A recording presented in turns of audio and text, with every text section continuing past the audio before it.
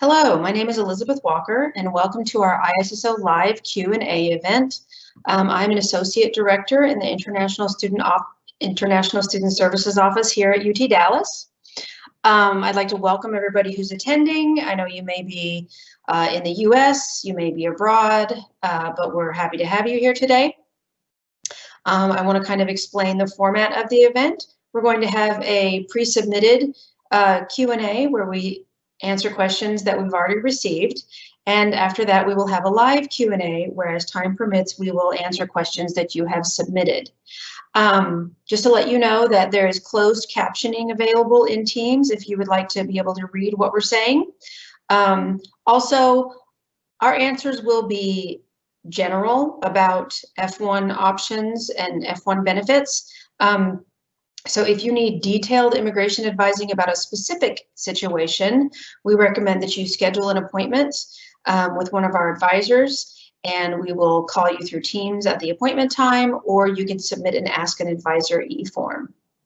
At this time, I would like to introduce my coworker, Lark Gallion, who is one of our international student advisors, and Lark will be answering the pre-submitted questions.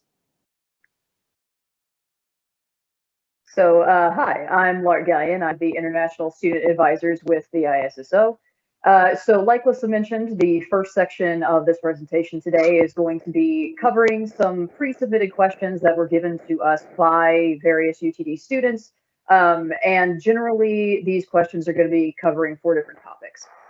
So first of all, we'll be talking about enrollment for fall 2020. Since, obviously the enrollment requirements for this particular semester are a bit unique compared to previous semesters. Then the next category we're generally going to be covering is questions that were commonly submitted by prospective students, so new students who are coming in for the first time. Then we're going to be talking about some topics to do with practical training, so both CPT and OPT. And then last, we are going to talk about change of status and our visa categories. Once we've covered the questions from these 4 different topics, then we will start addressing any questions that have been submitted into the Q&A up to that point. And Lisa is going to be asking the questions that students submitted, and then I will be providing answers. So Lisa, you ready to get started? Yes. Okay. All right. Our first question about enrollment is, all of my classes are conducted online. Is it possible for me to do the courses from my home country for a month or so? So if you are a continuing student, meaning that it is not your first semester in F1 status, then yes, that should be fine. So continuing students, you can enroll in either a fully online program or some kind of combination of in-person, hybrid, or online, just for the fall 2020 semester at least. You can attend online classes asynchronously or synchronously, and you can do that within the US or abroad. So either of those scenarios are okay for continuing students.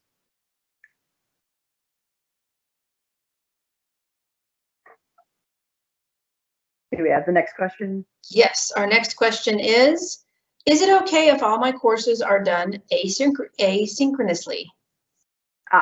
Yeah, okay, so we kind of already answered that in the previous question, my bad. So yes, asynchronous study is fine, especially as a continuing student. All of your courses may be asynchronous for fall 2020, and that's perfectly okay. All right, question number 3. Will the classes have a physical, transparent separation between people like it has been done in Korea and Thailand? So UT Dallas is implementing several different measures to try to maximize the safety on campus. So if you are attending classes in person, then you can expect that the classroom will have the seats marked off in various ways to ensure that there is 6 feet of separation between each attendee. Masks are required for all classes, and classrooms are being sanitized every day. For more details on the various safety measures that are being conducted on campus, there is a guide to these on the UT Dallas website. All right, next question. Students will have classes with different people in each class. How to avoid the contact of students, which will always be gathering with different people, with researchers who are typically isolated? So generally, this seems to be avoiding contact on campus, regardless of if you are, a student or a researcher. So the seating capacity for both classrooms and common areas are going to vary depending on what that area is, but they're all going to be in conformance with the social distancing guidelines as set out by the CDC. There's more information for this on the website. So in the COVID response page on the UT Dallas website, you can see some more details about this. All right, thank you, Lark. Next question. Will UTD provide 3-layer masks? The simple masks on campus are not 3 layers recommended. Will they be provided for all researchers to work? So UT Dallas specifically will provide disposable masks or just general cloth face coverings to all staff and faculty who need to return to campus to work for the various campus facilities, and that includes the researchers. Okay, thank you. The next section is going to be for prospective students. A student asked, how can I receive my updated I-20 with a January 2021 start date? Very good question. So the ISSO has an e-form in iComet specifically for this purpose. So if you've already requested your I-20, you've already received it, and now you need to defer the date to the following semester. First, you're going to go back to the exact same area that you went to submit your I-20 request. So you'll go to iComet, prospective students, into the new admit F1 e-form. And then inside that section, there is another e-form called Visa Update. And in the Visa Update form, it's going to ask you a couple of questions about, will you be attending classes for 2020? If you say no, we'll ask you, if you're going to do a virtual start, if you're going to completely defer to next semester, whatever your situation may be. Once you tell us what your update is and submit it, then we will issue you a new I-20 reflecting whatever updates you submitted through that e-form. All right, thank you, Lark. Next question is, my I-20 indicates that the program start date is January 2021, but I already started studying online this fall from my home country. Will this be a concern for my visa interview? So no, it should not be a problem that you've already begun classes online. So we recommend just generally carrying proof of full-time enrollment for the semester that you're going to be entering. So for some of you, that might be spring 2020. For others, it might be the second 8 weeks of fall. So just making sure that you have proof of that enrollment for your visa interview, and you can also carry a letter of support from the ISSO concerning the different modalities at UT Dallas. And do we have a way to share that link to the letter? We'll see if we can do that. But we have one that you can provide for your visa interview. Okay, our next section is going to be practical training, and we will try to share a link to that letter if possible. Practical training. Can I do CPT remotely from outside the US for fall 2020?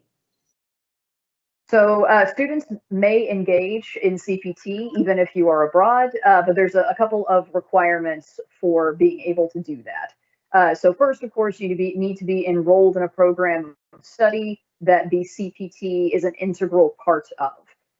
Also, you need to get authorization from a DSO and get that authorization put on your I-20 before your CPT start date.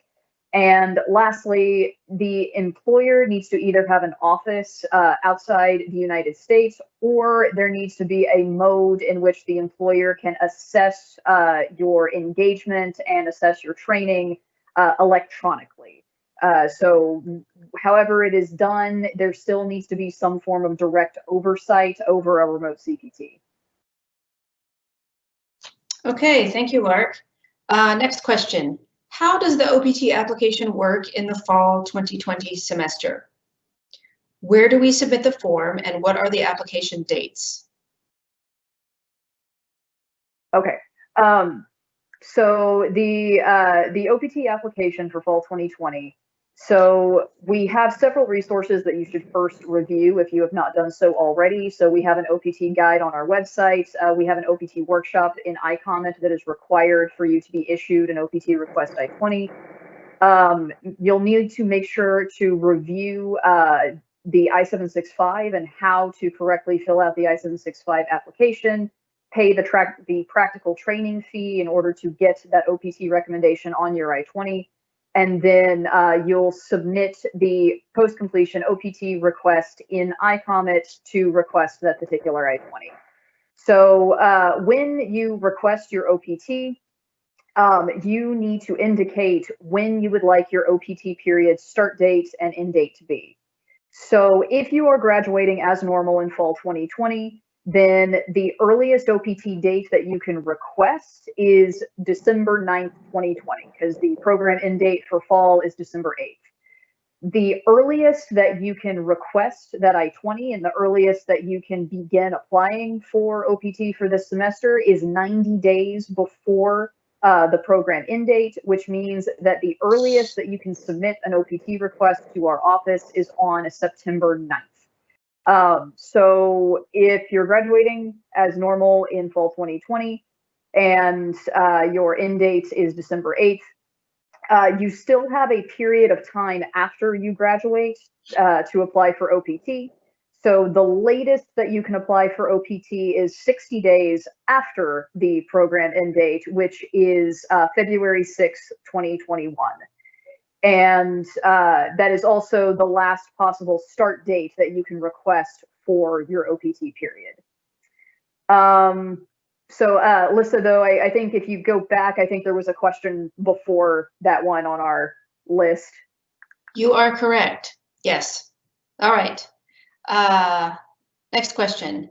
If I got a reduced enrollment due to a full-time CPT in fall 2020, can my CPT course be my only course? So if you're approved for a reduced course load based on your CPT, which for a CPT internship to qualify for that reduced course load, it needs to be a full-time CPT, which by immigration definition is more than 20 hours per week, and it needs to be at least 11 weeks of work over the course of the semester. So if you meet that criteria and you weren't granted an internship reduced course load the immediate previous semester, then that should automatically be applied to your record. In which case that CPT course would be your only responsibility for the semester that you've been granted the reduced course load. Because the CPT needs to be at least 11 weeks of work, that should last most or the entire length of the semester. So you would not be able to get a reduced course load for like an 8-week CPT, for example. Or if you do enroll in an 8-week CPT, then you'll need to enroll in something else for the second 8 weeks to make sure that you're fulfilling the enrollment requirement. Thank you, Lark. All right, next question. I am working on STEM OPT after my H-1B is approved. How will my access to UTD resources like my UTD email change? So typically, access to UTD account information is determined by two things. If you are an active student or if you are actively on OPT or STEM OPT. So as long as you are still actively on OPT or STEM OPT, you'll still retain access to your UTD account and your UTD email. However, if you end up changing status, that will complete your F1 record, at which point you would no longer be actively on OPT. And then shortly afterwards, you'll very likely lose access to your UTD account information. So if there is anything that you need from our office, such as an immigration document copy request, and you no longer have iComment access, you can email our ISSO current email address. We will respond to alumni who no longer have access to your UTD emails. And Yeah, I think that's basically it. Yeah, I think that's about it. So just make sure that you've taken care of all of your responsibilities with your UTD accounts and your email addresses on file before your UTD account closes. All right, thank you, Lark. Next question. I am an international student taking classes virtually this fall from my home country. I know that I am not allowed to apply for jobs in the US unless I'm in the US. I wanted to know if I can apply for summer 2021 internships, even though I'm not in the US as of now. I plan to take up the spring semester in person. A lot of the internships ask if I am authorized to work in the US. So if you are a continuing F1 student and you're maintaining your status virtually, even if you're maintaining that status abroad, then you're still eligible for CPT, and therefore you can apply for CPT authorization remotely. Okay, thank you. Next question. If a student is currently taking an internship course for the fall 2020 semester with CPT, and they wish to continue working with that same company after graduation in December 2020, they will need to apply for OPT. Will they need to be present in the US to complete the OPT, or can they stay physically outside of the US? If the company wishes to continue them working with if the company wishes to continue working with that student full-time after graduation remotely. So our office's understanding is that you will need to be present inside of the US to submit your OPT application, especially considering the fact that when you apply for graduation and your I-20 is shortened, so if you're graduating in fall 2020, that'll be shortened to December 8th. You must re-enter the country before your program end date, or else you won't be able to re-enter. So if you're graduating and applying for OPT, you really need to re-enter the country before your program end date. Now, during the fall 2020 semester, students currently participating in OPT, including STEM OPT, may work remotely if their employer has an office outside the United States, or they're able to assess your training and engagement through electronic means. So similar to having a CPT abroad. So at this time, the US government has not confirmed if this type of remote work will be allowed beyond fall 2020. All right, thank you, Lark. Next question. I got an unpaid internship offer and I reported my OPT with this internship. Now I will be receiving a full-time offer from the same company. Do I need to report OPT again for the same company, but full-time, but report the full-time offer? So DHS generally requires that you report all periods of employment and unemployment while authorized for OPT, and that you must report this information to the ISSO. In this particular case, so it was an unpaid internship, reported it as OPT, and now receiving a full-time offer from the same company. Lisa, you might help me confirm this. If it's post-completion OPT, that wouldn't be much of a change, right? As long as the internship itself was full-time. It's not that much of a change, but I would just recommend that since it is somewhat of a change from being an internship type experience to a full-time offer, it doesn't hurt to report the employment again. Okay. Because there is some type of change. But what they see in the CVIS record may not be that different. Okay. All right. So then, yes, if there is a significant type of change within the same job, go ahead and report it so that we can, detail any of that change in your CVIS record. All right. Thank you, Lark. Our next category is going to be change of status and other visa categories. First question in this category is, what would be the ideal time to file for a change of status from H4 dependent status to F1 by petition for fall 2021? When should we request for an I-20? So the processing time to receive a change of status I-20 from the ISSO is currently around 10 business days. The current USCIS processing times, according to their website, is now currently estimated as between 5.5 and 7.5 months. However, we would also generally like to note that that estimated time period can fluctuate, and there has been cases in the past where it can take more time than that, even up to 12 months during particularly heavy periods.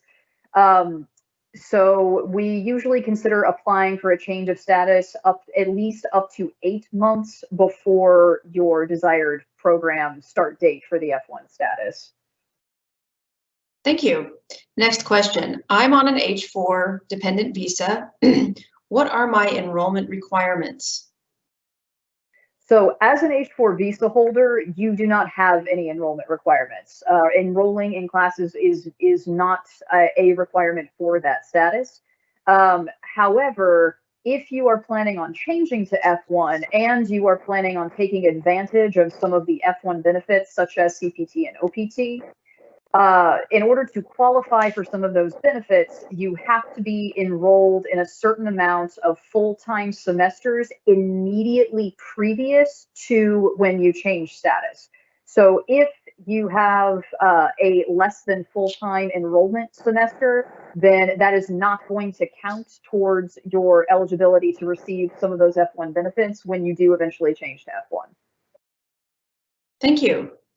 All right, and for our final pre-submitted question, for a change of status by travel, what reason should we give to the consulate if they ask, why do you want to change from H-4 to F1, as you can study in the US on an H-4 visa also? So you might consider telling the officer that you wish to have your own non-immigrant status that is separate from a parent or a spouse. And you may also tell them that, F1 has certain benefits that you are interested in, such as practical training. Yeah, those are usually the answers that we recommend giving. All right, thank you so much, Lark, for answering all the pre-submitted questions. We are now going to move to the live Q&A portion. Again, I'd like to remind you that if your questions are not addressed during this presentation, then you are welcome to submit an Ask an Advisor e-form, schedule an advising appointment, attend some of our topic-specific group chats. You can send emails to ISSO documents if you have a document to submit, or to ISSO prospective if you have a prospective student question, which would be for students coming from overseas and transfer students. Okay, so we're moving on to the live Q&A. We'll get to as many questions as we can. Basically, I'm going to read the questions and either Lark and I will answer them for you. Okay, so our first question. Does the proposed fee increase for USCIS applications in October impact those who submitted their documents in September? If we submitted our OPT application in September with the old fee, but it is processed in October, will it be denied because of the fee increase? So basically the answer is no, you don't have to worry about that. The filing fee that is required of you is dependent on when USCIS receives your application and not when they process the request. Basically, any application received on or after October 2nd will need the new fee. All right, our next question. How are OPT I-20s signed by the university due to COVID? Are OPT I-20s valid with electronic signatures? Will they be in blue? People have reportedly been denied OPTs due to electronic signatures. So I will pass this question on to Lark. Okay. So here is what the ISSO specifically has been doing. So for most situations, including travel and reentry, the electronic signature is perfectly valid and should be fine to be used as your valid I-20. However, with USCIS applications specifically, we are not doing the electronic signature. What we are doing for USCIS application I-20s is that we actually print it, sign it manually, scan it, and then send you a scan. Now, essentially, there won't be a difference with your application because you already just send a copy of the I-20. You do not send the original I-20 with your application.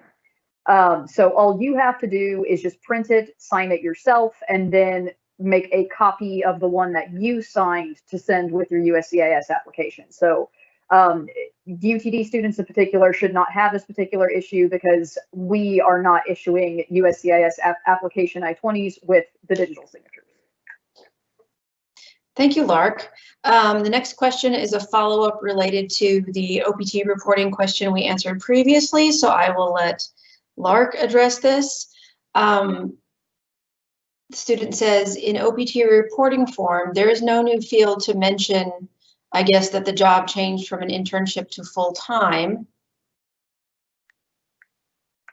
And right. So essentially, right. So there are certain situations with reporting that are a little bit of a gray area, and this is one of those situations. You kind of have a choice as to how you want to report it, and I've actually had a conversation with a student on this exact topic not too long ago. So on one hand, yes, if the position itself was already full-time, obviously related to your major, and the only change is that it is going from unpaid to paid, or maybe an increase in hours from like 25 to 40, then yes, technically no information in CBIS needs to change, and so you wouldn't technically need to report something new if that's the only change.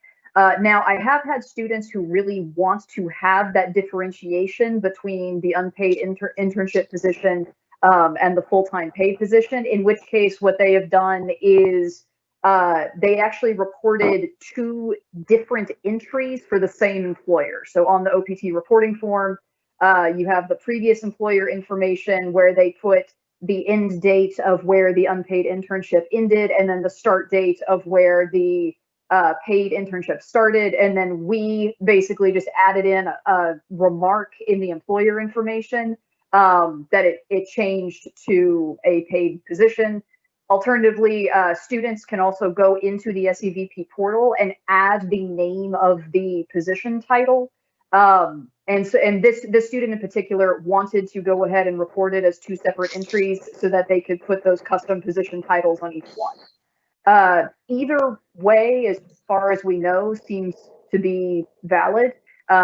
We don't know of a preference between which type of reporting there is with USCIS. So ultimately, it's kind of up to the students as to how they want to report it, if they just consider it all under the same entry or as two separate entries. All right. Let's see, the next question is, as mentioned in the earlier question about CPT eligibility and applying to internships in summer 2021, can you suggest for new fall 2020 international students studying from their hometown, should they apply for internships or not? So the answer to this question is basically dependent on your major. If your major is, so if you are starting virtually in fall 2020, if your major is MS in Business Analytics, MS in Computer Engineering, MS in Information Technology and Management, MS in Management Science, MS in Marketing, or MS in Supply Chain Management, you are required to do a CPT after completing 18 credit hours. So if you are full-time in fall 2020 from abroad, and then you arrive at UTD for spring 2021 and are full-time in spring 2021, you will be eligible for CPT in the summer 2021 semester. For all other majors, you must be physically present in the US to be compiling the eligibility for CPT. So if you're virtual in fall, then you would start accruing that eligibility in spring. So you would most likely be eligible for CPT spring, fall, spring 2022. Yes, so keep up to date for any changes in that, but those are your eligibility options for now. Okay, just a second.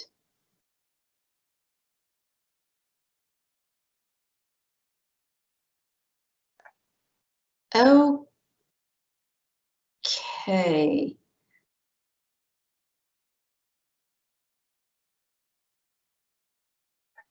Okay, Lark, can you give a little more clarification when students are talking about switching from an internship to a full-time position? This could be a slightly different scenario where if a student is doing an internship for a company in their graduating semester, and then they switch to full-time employment with the same company after graduation on OPT, what would they need to report? Okay, so starting with a company under CPT and then changing to OPT after graduation? Yes. Is that what you mean? Okay. Yes, that is a scenario that does come up occasionally with our students. So essentially, the main thing that you really need to keep in mind is that you must adhere to your authorization dates. So your CPT is only going to go to your program end date. So if you're graduating in fall 2020, then your CPT can only go to December 8th, which is the fall 2020 end date. Now, when you apply for OPT, the soonest date that you can request is December 9th, the day after. However, because of US processing times, it's not guaranteed that you will get that particular OPT start date and have a seamless continuation between the CPT and OPT.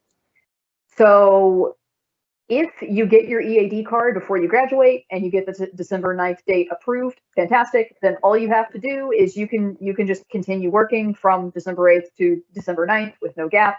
And then you would just need to turn in an OPT reporting form to our office with your employer's information so that we can add that employer's information to the OPT section of your CVIS record rather than the CPT section. But if the processing of your card gets delayed, and let's say you're not approved for a start date until January 9th or something like that, you would need to cease working between when your CPT ends on December 8th and when your OPT starts on January 9th. Now, this may be fine with your employer. They may be perfectly okay with kind of putting you on leave and letting you take a break.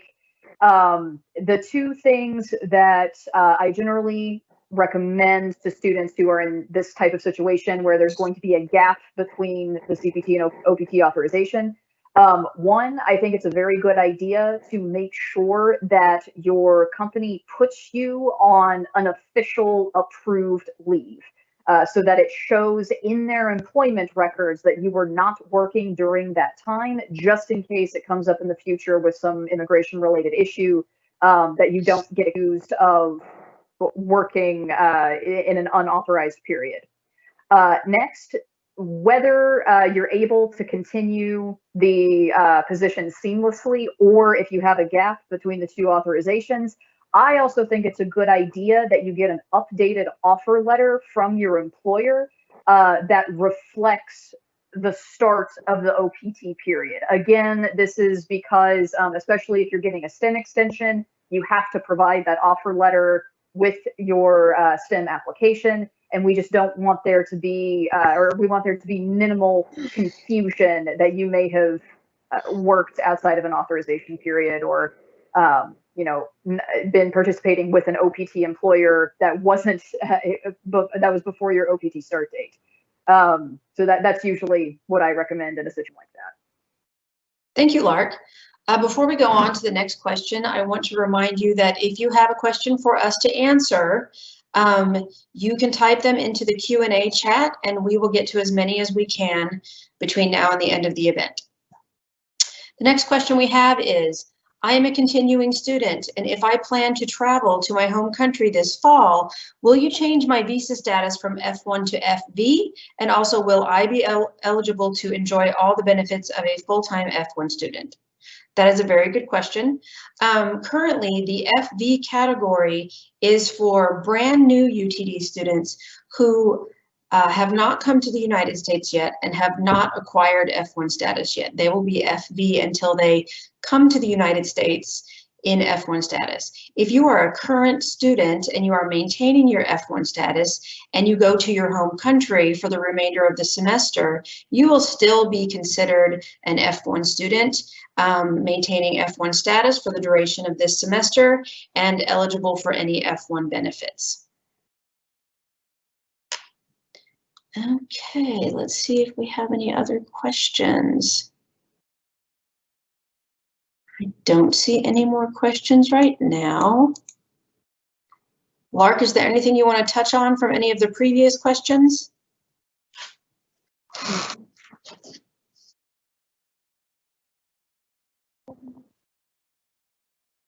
We did post a link for the travel visa entry letter. Oh, fantastic. If there are no other questions at this time, I thought we might review the enrollment requirements for the different categories of students, because that can be a little confusing because we have so many at this time. Lark, would you like to talk about that, or would you like me to? Sure. Do you mean just for like continuing versus Continuing. like transfer versus Right, there's UF1s? Okay. All right. So as we already previously discussed, if you are a continuing student, basically, if this is not your first semester in F1 status, then for the fall 2020 semester, your main responsibility is just making sure that you are full-time enrolled, or you're otherwise meeting enrollment requirements if you have a reduced course load of some kind. So continuing students, aside from the normal students who started on previous semesters, UT Dallas has also decided to consider transfer students to be continuing students as well, since you've been maintaining the same F1 record at a previous school. So new transfer students can also maintain status with an all online course load. Now, there are two situations where you would not be able to have a course load that is 100% online for fall 2020. And that would be if this is your first semester in F1 status. So either you have a brand new visa and you are entering an immigration status in the US for the first time, or you are a change of status student who was here under a different status, and then this is your first semester in your new status of F1. So the primary requirement for students in those situations is that one of your classes in your course load needs to be not 100% online. So it doesn't have to be a fully face-to-face course, as long as it is face-to-face or hybrid or high flex, as categorized in the Galaxy system. That should fulfill the enrollment requirement for your first semester in F1. All right, thank you, Lark. We have another question. Are we allowed to volunteer in the time between our program end date and the start date of our OPT? So that's a good question. Lark, would you like to answer that? Yes, because I do actually have a pretty thorough explanation of this, because I've had to talk about this with a lot of people. Okay, so essentially what you need to understand is that volunteer work needs to be legally, federally defined as volunteer work. So when it comes to the actual Department of Labor's definition of volunteering, there's a few different things that need to be met in order for this to be legal and lawful for you to do while you are not authorized to work as per your F1 status. So first of all, the work has to be for a non-profit organization and cannot be for a for-profit company. Second, the position that you're volunteering for could never, under any circumstances, have been a paid or compensated position. So essentially, it can't be a situation where the employer is choosing to make it an unpaid position, but if they chose to make it a paid position, they could pay you. It would be something that could never have been paid in any capacity due to this being a nonprofit volunteer opportunity. Generally, the work needs to be for a public service and then or religious or humanitarian objectives. And so things, things like volunteering to aid the homeless, or building houses for a particular nonprofit organization. Sure, fine, that's volunteer work. But in terms of the F1 regulations, the volunteer work needs to be incidental or unrelated to your current degree. If it is a for-profit position, if it's something that could potentially be paid, if it's something that is related to your major, that is not volunteer work, and you should be seeking authorization for that, even if it is unpaid. All right, thank you, Lark. The next question is, can we use the electronic I-20 for the visa appointment, or is it advisable to get a physical copy? So right now we are sending I-20s to students electronically with a electronic signature. The U.S. consulates and embassies should accept that I-20, and so should Customs and Border Protection. But if you would feel more confident having a hard copy, you can either send an email to ISSO prospective@utdallas.edu or submit an Ask an Advisor e-form, and we will send you a link to request the hard copy of your I-20. Just realize that you'll have to wait, there will be time for it to get to you, and you'll be able to request the kind of shipping that you want. But you can request the hard copy I-20 if you like. Okay, we don't have any more questions at this time, but something we wanted to point out. So, it may be challenging to be taking classes in all of these different modalities now, especially with things like reaching out to the professor for help, or how you're supposed to participate in class, etc. So we want to let you know that if you're having trouble with your online classes, we recommend that you do reach out to your professor and let them know, or your program director, because it's okay to have trouble with your classes, especially in this time with all of these different modalities, and your professors or program directors should be there to assist you if you're having issues with how to interact in this virtual environment, or get your work done, or engage in a group project. The UT Dallas community is here to support you.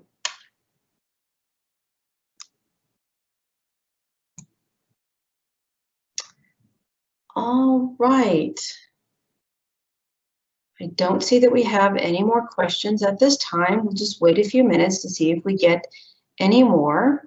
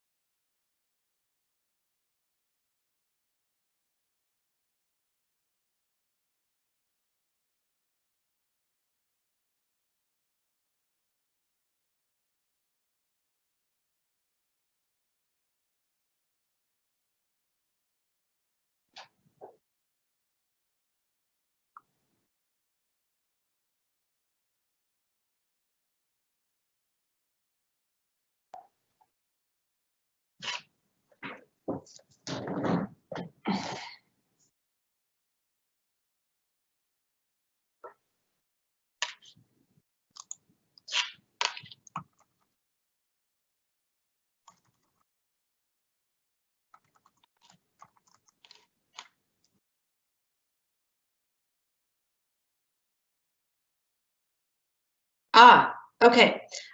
So while we're waiting for further questions, let me point something out. This is for prospective students, so I don't know how many prospective students we have joining us. Just to let you know, we do have an October 12th start date. That is the start of the second 8-week session for the fall 2020 semester. So this option is possible if you began your program virtually and are able to arrive on campus and take at least one course that has a face-to-face component for the second 8-week session, or if you were issued an I-20 for an August 17 start date and now you are able to get a visa appointment and would like to arrive for the second 8-week session, or you were issued an I-20 for spring 2021 and are able to get an earlier visa appointment and would like to come for the October 12th start date. So if any of these fit your situation, the ISSO has a fall 2020 second 8-week I-20 request form that can be found on our website. Your academic department has to sign it to confirm that you will be able to take at least one course with a face-to-face component for the second 8 weeks. And then you will submit it to the ISSO through the Visa Update e-form located in the new Admit F1 student request in iCommet. The only other category of students this may apply to is students who applied for an I-20 for a change of status with an August start date. If your change of status was not approved by USCIS yet, or you're wanting to try to do a change of status by travel, you can request an October 12th start date. Okay, looks like we have another question. All right, the question is, I have changes in my major from business analytics to a double MS and MBA dual degree for claiming a scholarship. Will it be reflected on my I-20? I will let Lark answer this one. Correct me if I'm wrong. I don't believe it would. Whether or not your I-20 gets updated is dependent on if the CIP code, the CIP code category of your major changed. And if I'm not mistaken, I think the business analytics and the double business analytics and MBA are under the same CIP code. Is that correct, Lisa? I'm not sure about the CIP code, but what I would say is anytime a student changes their major, the new major would only be reflected on the I-20 if there is a change in the CIP code, which is the U.S. government code related to UTD majors. So if the CIP code for your previous major and your new major is the same, you would not be issued a change of major I-20. If the CIP code changes, then you would be issued a new I-20 by the ISSO. And essentially, if there is a change in CIP code, you will be prompted by our office. There's nothing particular that you would need to do in this situation. Essentially, if there is a change in CIP code, once your new major becomes active, you'll get an email from our office saying, hey, we saw in your record that your major changed. Please fill out this e-form so we can update your I-20. And once you do that, then we would issue it. But you may not get one in this case if those two majors are considered under the same CIP category. Thank you, Lark.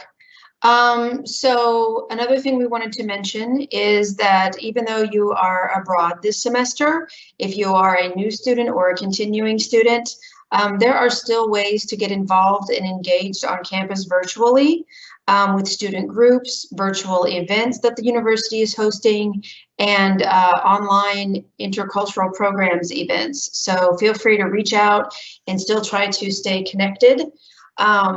For those students beginning their program at UTD virtually, who may not know many other UTD students yet, we are planning to launch a Facebook group for those virtual students to help you connect with each other, because you have a lot in common right now. and we want you to still feel as much a part of the UTD community as possible. Okay, I don't see that we have any other questions at this time. We'll wait a minute to see if we get any more.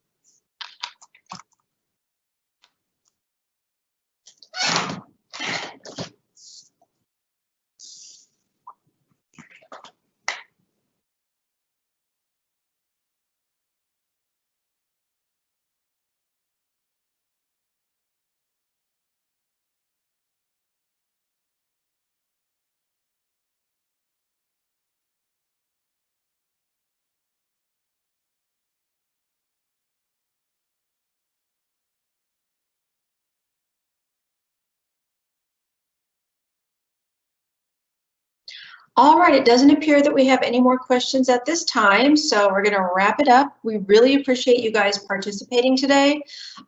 We will have more live events like this coming, so keep an eye out for those. We will also be hosting group chats. I wanted to reiterate that we do have appointments available for advising that you can schedule through our website. We do have the Ask an Advisor e-form you can submit for questions.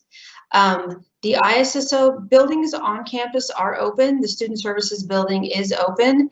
However, the ISSO is not open to walk-ins or foot traffic.